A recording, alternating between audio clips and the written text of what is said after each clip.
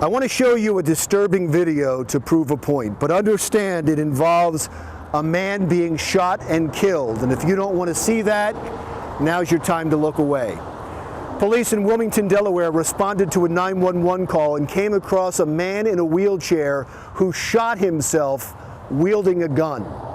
The first officer to show up at the scene already had his gun drawn, pointing at the man in the wheelchair. You can hear him say, "Show me your hands." And then a shot is fired. The bystander recording all of this on his smartphone missed what, if anything, caused the officer to fire a shot. Then other officers show up, 4 in all. They line up across the street from the man in the wheelchair. You can hear them all saying, "Show me your hands, drop the gun. Show me your hands, drop the gun."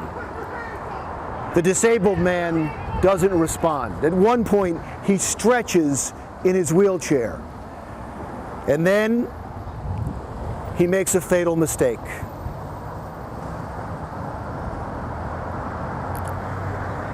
A volley of 12 shots are fired, knocking the disabled man out of his wheelchair.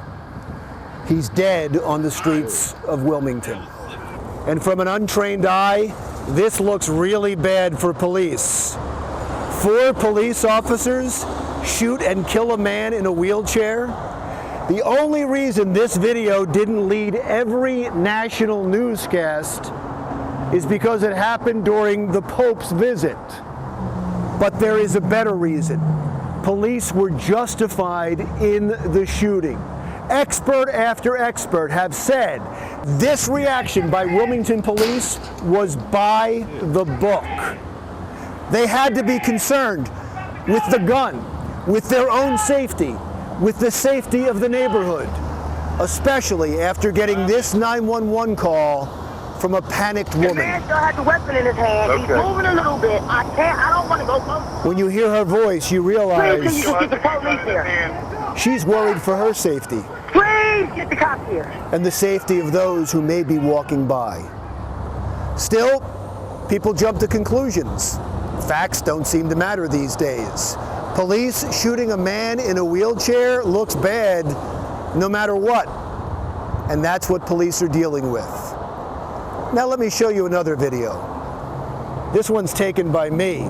I was getting my replacement license at the DMV when suddenly this woman started ranting and raving all over the place. They tried to control her, but they couldn't, and finally they called the police.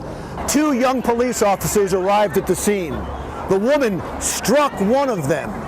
There were 20 people videotaping, and these young officers were well aware of that fact.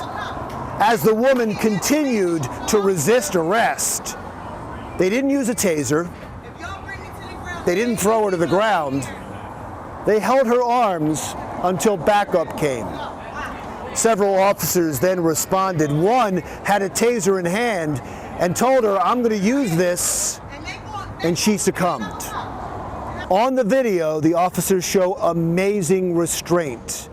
But I was outside afterwards and heard their superior officer reprimand them for not following procedure, for not using their taser, for not taking control of the situation, forcing a dozen other officers to leave their assignments. Now, you may look at this video and say police were wrong.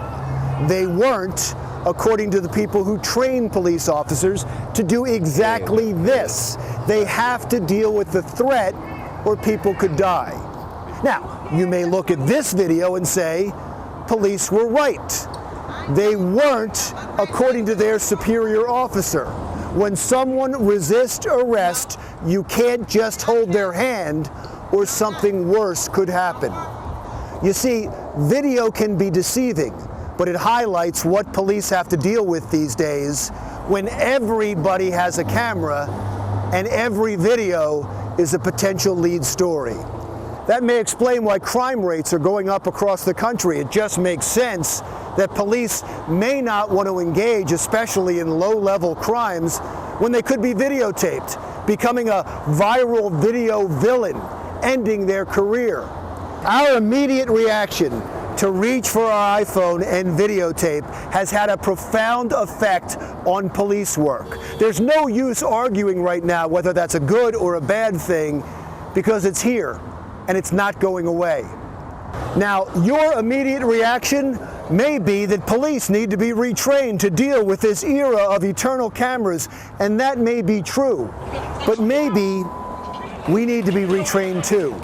If we're going to be part of the jury in the court of public opinion, then we should understand police procedure and the risks these officers take before we pass judgment.